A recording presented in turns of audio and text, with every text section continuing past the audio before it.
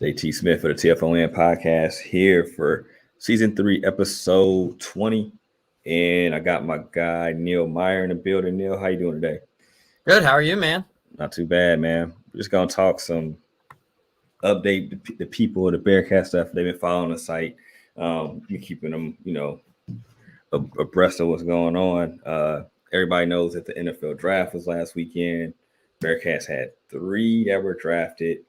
Let's see how many. 1, 2, 3, 4, 5, 6, 7 that got undrafted free agent deals, and you got 3 that got mini camp invites, rookie mini camp invites. Of the 3, matter of fact, 3 was the number. Do you feel like, did you think that was going to be the number that was called on between Thursday to Saturday, or did you think it was going to be higher? Because I'll ask you that first, actually. Yeah, I definitely thought it was going to be higher.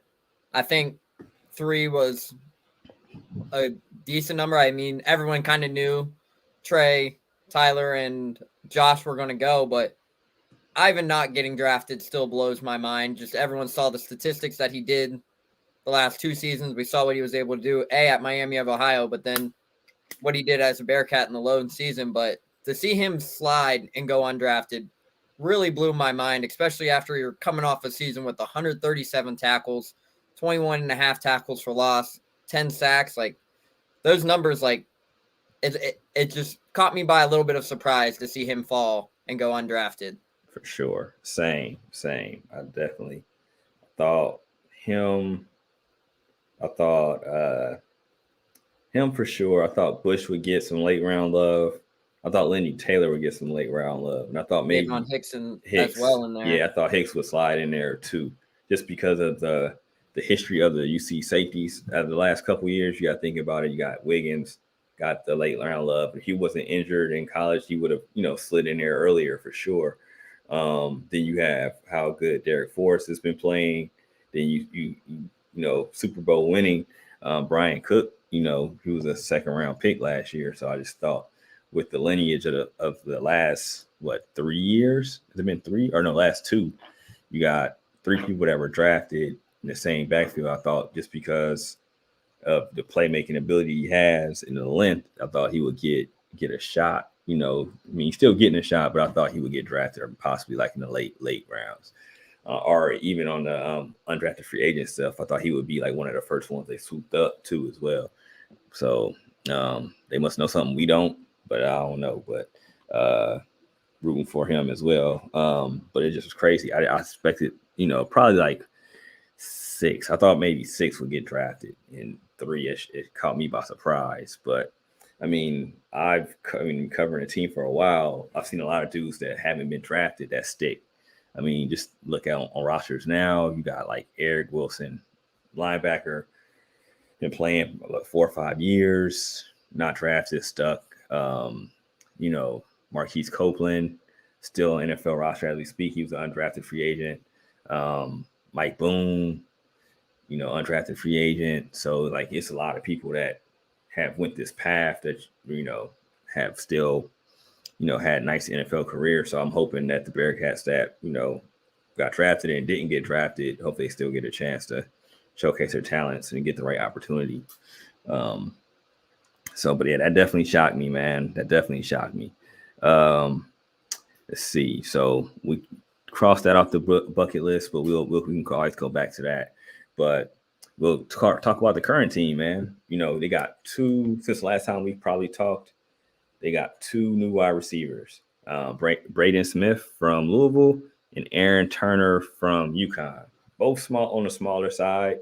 Aaron seems like he's a more explosive guy from just looking at tape and seeing numbers. So we'll see what happens with that. What's your impression on those 2 guys? And then I'm going to talk about the guy they had for a couple days, and then he's now in Colorado as well. So we'll dance around the first 2 and then dive into that Colorado situation.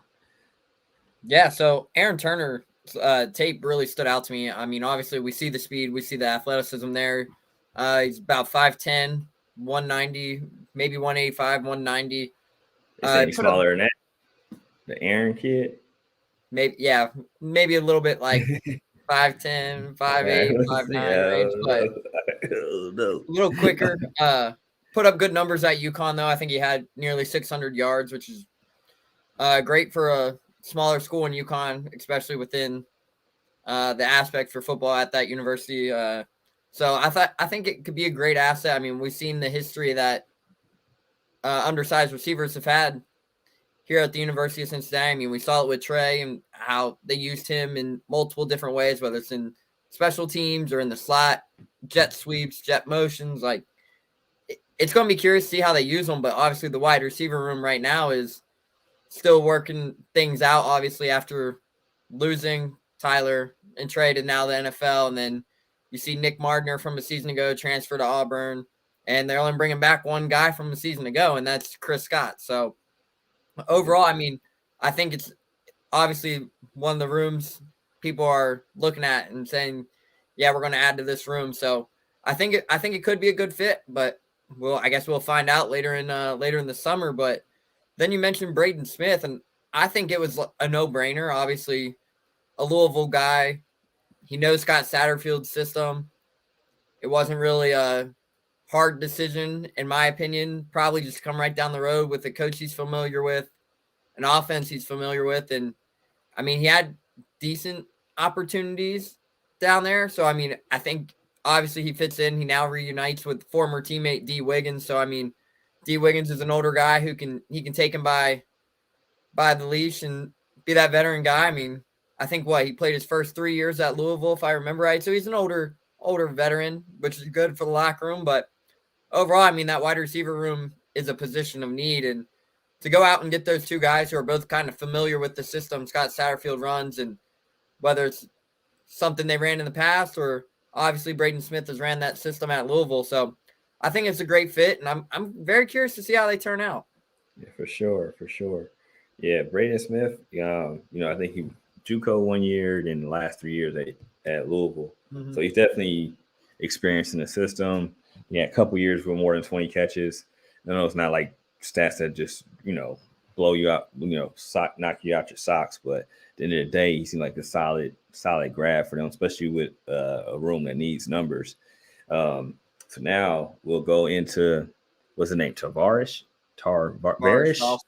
Dawson, which the guy I was super excited the Bearcats snagged from Auburn, former 4-star recruit. And over the weekend, Coach Prime got his mitts on him, and he ain't coming back, y'all. So what's funny is, like, all right, so it's kind of like with the Prime thing, people are like so butthurt that Prime just kind of just wiped house with a team that they won one game last year. I mean, it's a lot of transfers, but at the end of the day, it's a different ball game, man. And it sounds like he just was keeping it real with them. But that's for another story. But Prime got his hands on somebody, and he needs people, and he got Dawson out of there, because I was super excited for the grab of Dawson, and he's not going to be here, man. It's the second guy that's been plucked after the fact with the new regime, but it's a different game, especially on the transfer portal. NIL is a different animal. I won't speak on that part of it, but it's just a different animal in general. So, but the second guy, man, does that make you worried, or is that something that's just like it's part of the game now? I think it's part of the game now. I mean, we've seen it in the past. I mean, obviously you mentioned NIL being a huge factor. I mean, transfer portal's wild. We all know that, but overall it's a new game right now. And I mean, if it kind of just shows too, like, hey, they're recruiting the right guys if other schools are offering them. And obviously the one kid that got offered was a Big Ten school in Maryland, and now Coach Prime's coming, stealing one of our guys. So, I mean, they're getting the offers, they're getting the looks by the powerhouse schools. So, I mean, obviously Colorado's got some things going on, but they're going to turn it around and get this ball rolling. It's never easy under a coaching change, and you have all the other stuff that go behind the scenes and whatnot. But overall, I mean, you can't be mad he went to Colorado. I mean, it sucks. Former 4-star recruit, probably had a great amount of offers coming out. Would have loved to seen what he could have done in a wide receiver room that's doesn't have that much of numbers right now. I thought, hey, they just pulled this 4-star out of the portal from Auburn. maybe just needed a fresh start, but looks like he's heading to Colorado for that fresh start. So in the end, it just shows they're recruiting the right guys, and that's all you can really say. I mean, that's part of the game nowadays. For sure.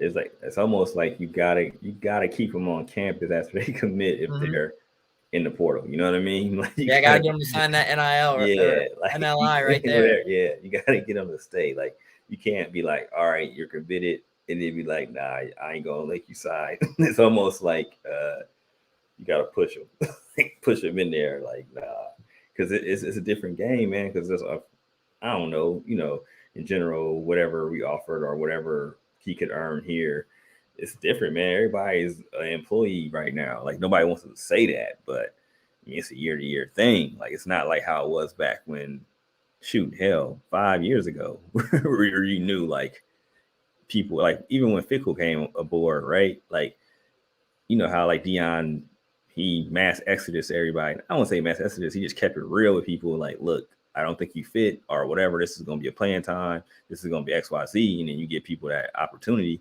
I mean, if it was like that, then when Fickle came, I'm pretty sure a lot of people would have not stuck around possibly because because back then you had unless you got a waiver and waivers weren't like they are now, and you didn't get that free transfer. So it's a different animal, man. The game's different now. People can get paid, different animal. So people have if you adapt, you'll be okay. If you're stuck in 2010 where you're like, well, my kid wouldn't leave, my kid wouldn't do this, then you're going to be left there and you're going to be an ancient program. So it happens, man. Positive is if you, like you said, Satterfield is trying to get the right guy because a team like, a program or a coach like, Prime went and got one of the guys that we thought we were going to have on the roster. So, I mean, he's definitely targeting the right people. Just got to keep rolling and see what happens. But we'll talk. I mean, there's probably some stuff we talk about in the offseason. That what's key is going to be what that wide receiver room looks like. They have a few, but they do need some depth. Like when we look at the roster, that's probably on that maybe tight end. You think that's probably like the two spots that need like the most numbers, you think, that they got to kind of attack? Yeah, most definitely. I mean, obviously, anytime you can get depth on the defensive line, defensive end position, it's always a great thing. Obviously, the season goes down. I mean, we saw it last season when Malik went down with the injury. Yeah. What was that, week 1, week 2? Yeah, first or second So, game. I'll say like yeah, first home play or game of the something, season. right? Like Yeah, first first play play of in. the first home game. Yeah. So, I mean, anytime you can create that depth up front is always nice too. But overall, I think they hit that wide receiver room pretty hard here in the portal. Yeah, I think so as well. So, but I mean, it's a new game, man, and the faster people get their head out the sand, the more they just understand it's a part of the game. That's what's gonna happen, man. It's gonna happen. But it's just ironic. People are like bashing Dion, and then he like bashing him. He got one of the players that everybody was happy about. So it's crazy, but this guy it's what it is. So switching gears, man. Let's talk a little bit about the basketball team, the men's basketball team. Um, they signed two guys, man. They got CJ Frederick from local kid from UK. And the surprise about that is he has 2 years left, right? Everybody kind of thought he was only going to have 1 year. He's got 2 years left of eligibility, sharpshooter. Battled some injury issues at UK, but if everybody knows if he's healthy, he's a hell of a 3-point shooter, like unconscious with it. So 6'3", got some length on him. And then you got Simus. I might have to have you say this one. Lukosius. I got that right first time. That's what's up. So Simus Lukosius from Butler. Kind of a do-it-all dude, man. 6'6", can shoot it from deep. Rebounds very well for his size. And he's kind of a playmaker, man. Like, averaging 12, 5, and 3. That's not bad at all playing in the Big East. So he has 2 years as well. Now that the team currently is full, I mean, there's still rumbles that they're in the portal a little bit, trying to sniff and see what's going on. How do you feel about these two big grabs that the Bearcats got? Yeah, I think both of them are great grabs. Obviously, we talk about them being active in the portal already this offseason after landing Jamil Reynolds from Temple. So they get the big that they that they were desperately looking for. But then you get inside and it's always good to bring a hometown kid home, especially after losing the local Jeremiah Davenport to Arkansas. So, I mean, adding a guy like CJ Frederick is phenomenal for Wes Miller. I think, we all know what he's capable of doing when he is healthy. But, I mean, look back at his time at UK. Like, let's be real. Those injuries, it's nothing like they were typical, like, sprained ankles or whatnot. These were, like, when he got hurt, they were like freak injuries. I mean, I was talking about it earlier on the Locked On Bearcast podcast with Alex. The one injury was when he dove into the stands and took a camera to the ribs. Like, let's be honest, you can't predict that kind of thing. Yeah, like, that's crazy. Like, that's just one of those freak accidents. He's giving his 110% effort, just happened to catch something in the crowd that unfortunately hurt him. Yeah. So, I mean, it's not like these two are freak injuries, but I mean, if he can get back to the full 2020 CJ Frederick that he was at Iowa, where he's lighting that thing up from 43% from behind the arc, it's going to be a fun time in Fifth Third Arena. So, I mean, but overall, I mean, CJ Frederick is more than just a 3-point shooter as well. I mean, he does a lot of things well. I mean, you mentioned his length there. He has great length. He can really shoot the ball. But, I mean, overall, I mean, just we saw him light it up at Iowa before he transferred to UK the first time. So I feel astronomically like that was the one need they needed, was someone who has the ability to score, especially after you lose Jeremiah Davenport, Landers Nolly, and David DeJulius. So, I mean, you lose those three guys. Those are your top three scorers right there. So, I mean, obviously JD hit the portal, and then Landers is off to the NBA, and then thinking about the draft, and then David's out of eligibility and pursuing professional options, we hope. So, yep.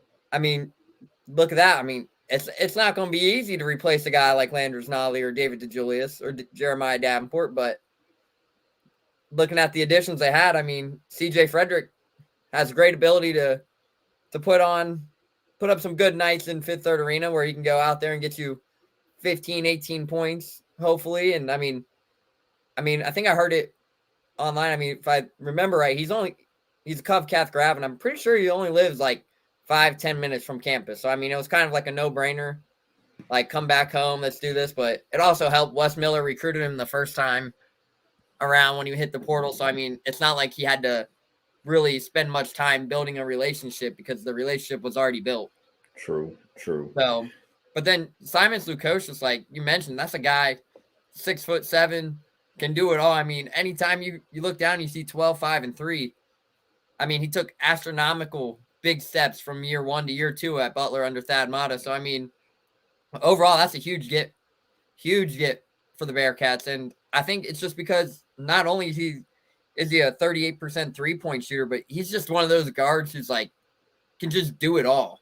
Like, averaged 33 minutes a game last season for Butler, can really, really be a dynamic playmaker. He loves to crash the boards. I mean, anytime you get a guard that size getting boards, five boards a game, especially in the Big East, as you mentioned, like, it's pretty impressive. So I think right now those two are big transfers for Wes Miller and the Bearcats, and it's going to be a fun time in Fifth Third Arena this season, and a lot of shots will be falling. For sure, man. Like, this kind of change, like this, how they hit the portal was very, very important for the outlook of next season, because you had a lot. I feel like their freshman class that's coming in is going to be, it's very good. A lot of potential. You got Jizzle James that just got finished with the Iverson Classic over the weekend, where you got former NBA players coaching them and stuff like that, and they're saying he's the real deal. You got, Rayvon Griffith, who is, everybody knows he could do his thing, local guy as well. It's going to bring a lot of athleticism and length to the team, and shooting ability as well. So, like, you got that, 6'7" guy that could fly, coming back home, staying home, etc. Then you got Day Thomas, who is one of the best JUCO guards, and he's can fly, can shoot. So, if he could hit the ground running, him and Jizzle get the ground running, where they can hold the point guard down and be creators and, be shot makers, it's going to be huge. But with these two shooters that you get, Plus, I think Dan Skillings is going to make a huge jump over the summer. It's just going to be huge, man. Because if they, I'm pretty sure they're going to be able to get Newman back. And I think that brings, somebody that's versatile that can be able to play the wing and be very athletic. If he doesn't have any setbacks or anything like that, I feel like that's going to help the team just have more depth, and then you'll be able to just play at a faster pace. And, now you got at least a three-headed monster in the post where you got Vic, Odie, and Jamel, where that just gives you depth, man, where you just can kind of rotate. Somebody gets in foul trouble. You're still pretty solid, man. And, I still think Josh Reed, if he develops, I feel like he could have a real big freshman and sophomore jump as well. So I think they're in a good position where before the changes, who knew what was going to happen? I mean, everybody kind of had the Bearcats being a little bit, definitely being down in the Big 12, but I feel like they can at least be middle of the pack and top, maybe lower half. You know what I mean? Now, and as you see, like, just think about like who is real bad, not real bad, but like West Virginia, they started off terrible in the Big 12 and they made the tournament and was making noise at the end. You see Kansas State make a deep run. They had lost. Made a run there late in the season as well. Yeah, like and K-State won like 5 games a year before or something crazy like that, something like that. So it's like, I mean, I feel like went through a whole coaching change and everything. Yeah, so it's like you got people that are staying, you got staff staying.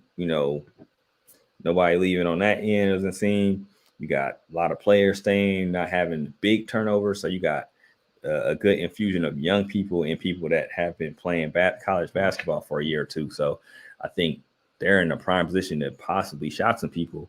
And I feel like the more shooting you have on the floor, which they've added, I think it's going to be nothing but sky's the limit for this team and program, because it's a lot of talent over there now. And they don't got nothing. I mean, now you look at that roster, you're like, man, I think West can do some things with that roster.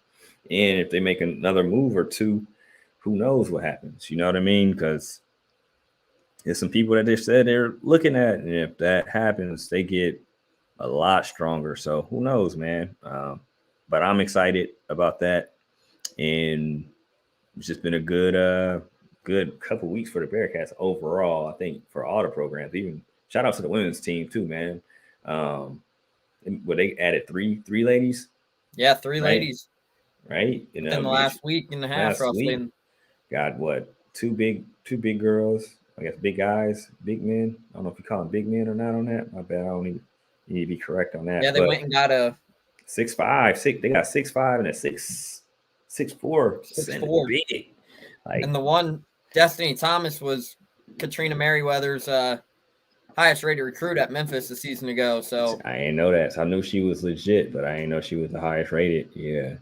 So that's a big grab for her, obviously. And then you bring in Destiny Snyder, who they announced today, and another 6'5". And that's just something the Bearcats didn't have last season, was that kind of size. And now they're looking down at the roster, and you can see they're starting to build that size with 6'5", 6'4". So it's going to allow them to do a lot of different things that they really weren't able to do. And it'll be curious to see how that size plays into a factor. It really allows Jillian Hayes to play at that natural 3 position where she can really do a lot of damage for the Bearcats. So it's gonna be interesting to see how this plays out. For sure, man. For sure. So we just wanted to touch base and kind of, I know last week we didn't do a pod, but the week before we did too. We talked to Javon Hicks, and we also talked with James Tunzel, who both have gotten NFL opportunities within the last week. So that's dope to see that. So I kind of took a week off and didn't do anything, but Neil's been rocking out, man. So Neil, let everybody know where they can find your other work at, because you've been on a few pods lately. Yeah. So obviously, Alex Frankie has been having me on Locked On Bearcats about once a week. So you can make sure to go check out Locked On Bearcats. Continue to support what they're doing over there. They're doing great things. Then you can check us out at 48 Minutes Network as well. I know JT knows we've been working on some things with our At-Large Bid podcast. We'll have another episode coming to you guys soon. Just playing the waiting game within the transfer portal. So like everyone else, And then obviously check us out on Twitter, the Front Office News. You can find my work at MeyerNeil6 on Twitter. But yeah, just continue to check out the YouTube page, the Front Office News.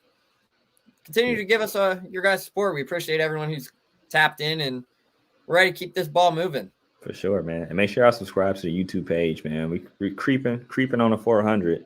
Trying to get to that 1K, man. So if y'all know somebody I love Bearcat Sports, tell them to hit subscribe. Even if they don't, go on their YouTube channel and make them subscribe. And if you like what we're doing, make sure you hit up 513 Shirts and buy some of that TFON merch as well. Oh, for sure. Yeah, definitely do that. Don't forget to do that. We got to try to think of some. Me and Neil might got to put our heads together, think of some designs before the season. Maybe when another announcement comes up, maybe we'll think of something to try to make something jump a little bit. We'll think about that. But yeah, make sure y'all support, man. We appreciate it. We just wanted to touch base real quick, man. So it's nothing too long. We ain't gonna over talk your heads off this time, but we'll be back next week to kind of see what else happens, man, because the portal's still open. Who knows what can happen? And when something happens, we'll be here to report it. Make sure y'all hit the website up, because whenever something comes up, it's going to be posted on the site ASAP. So keep sharing, keep liking, comment, whatever. If you hate it, that's cool too. But let us know, man. All feedback is good feedback, as long as we give some feedback. But I'm JT Smith. I'm Neil Meyer. All right, we're signing out, y'all.